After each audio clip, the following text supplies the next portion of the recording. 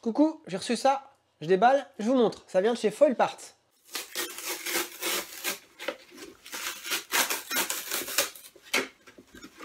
Allez, unboxing du jour.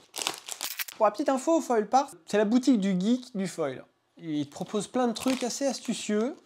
Et je vais vous montrer ce que moi j'ai commandé. Et puis, ils m'ont envoyé un petit cadeau. Et ça, je tiens à vous le montrer.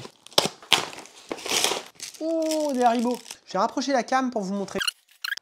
Ouais, c'est pas mal là. Alors, première chose que je trouve simplissime mais topissime.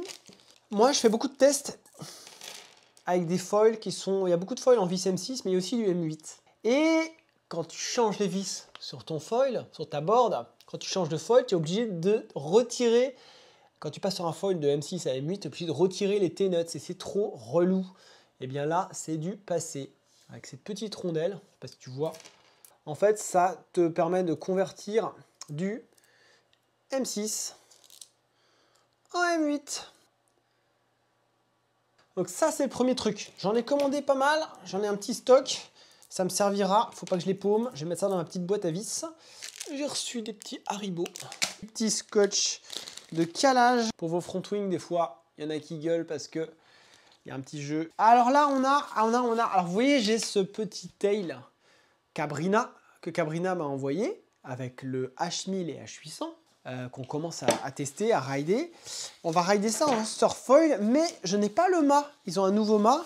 L'ancien mât était un peu souple et ils m'ont prêté les ailes, mais je n'ai pas le mât. Donc il va falloir trouver un système d'adaptation. C'est là que Foil Parts entre en jeu avec ces fameux doodads. Alors ça, c'est un doodad qui te permet, grâce à un mât Takuma, de plugger. Alors il faut juste retirer les bouchons, les petits bouchons. Tac, tac. Attends, je vais le faire sur un mât qui est déjà en place. Alors moi, tu vois, j'avais déjà, pour expliquer l'intérêt de cette petite pièce qui est super bien finie, c'est du costaud, hein, c'est blindé.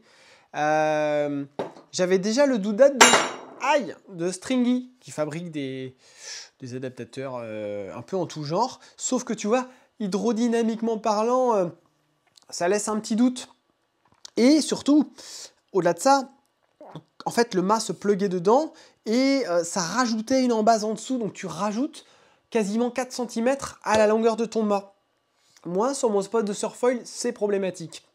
Avec cet adaptateur, il se rentre dans un mât Takuma alu. Et après, une fois qu'il est rentré en mât Takuma alu, l'embase se rentre dans le fuselage. Donc, tu conserves, si tu as un 85 alu, et ben, si je le plug là-dedans, je conserve un 85 sur cet avion Cabrina. Alors ça, c'est le tail, ils en ont sorti des nouveaux. J'en ai trouvé un, donc je l'ai pris. C'est les tails qui permettent d'adapter des stabs d'anthrax 30 mm. Donc là, on a des petites chimes que nous ont fait Antonin chez AP3D. Il y a toute une série de chimes, il y a un pack si ça vous intéresse, avec des cales négatives et positives avec différents degrés, pour affiner vos réglages, votre glide, votre pied avant, pied arrière, le feeling que vous avez envie d'avoir avec vos stabs, ou simplement retrouver l'équilibre que vous avez avec ce stab-là, mais avec une glisse différente, qui va être peut-être meilleure, pumping meilleur, glide accru, carving plus ou moins poussé. Donc ça, c'est super intéressant, mais c'est une parenthèse. Donc j'ai reçu ça, et j'ai reçu, dernier truc, je garde le meilleur pour la fin, Daniel, de chez Foil Parts, m'a envoyé un message, il m'a dit « Adou, tu as passé une commande, attends, on va recevoir des beaux petits trucs et on aimerait t'en envoyer un comme on sait que tu aimes bien ces petits stabs. » Ouh là là. Vous savez ce que c'est? Authentique Carbon Tail by Mike Pedigo. La version carbone du stab de Mike Pedigo, le Shorty Tail dont j'ai parlé récemment, est arrivé chez Foil Parts. Donc si vous voulez, vous pouvez en commander. Moi, ils m'en ont envoyé un, je vais le tester. C'est le même profil, c'est le même outline, il n'y a pas de surprise. Ça va être un peu plus léger, c'est plus léger. L'autre était en G10. Et autre truc, état de surface. C'est doux comme les fesses d'un bébé. Petite sérigraphie signée un peu, c'est sympa. Écoute, c'est sympa. Moi, la question que je me pose, c'est est-ce que le fait que ce soit du carbone au pumping va amener un petit gain de rigidité? S'il y en a un, on va le sentir, c'est sûr. Ces choses-là, c'est hyper sensible. Donc, je suis très curieux de voir. En tout cas, j'adore ce stab. J'ai encore utilisé cet après-midi avec un combo de folie, là. Donc, très curieux de le tester. On n'a pas envie de le rayer, celui-là. on n'a pas envie de rire.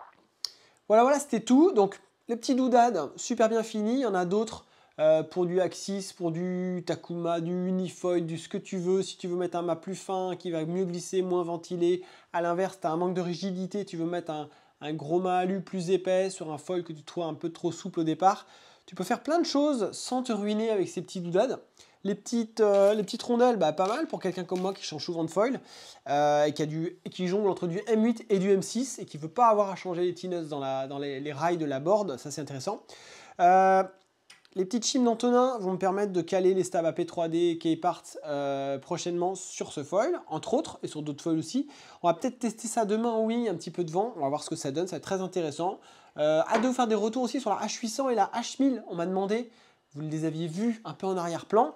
Et je vous ai dit que je les avais effectivement en test. Donc ça, je vais vous en parler assez prochainement aussi. Et on va aussi tester ça. On verra, je vous ferai un feedback. Je verrai si ça apporte quelque chose par rapport à la version G10 en termes de nervosité, en termes de rigidité, de feeling sous les pieds.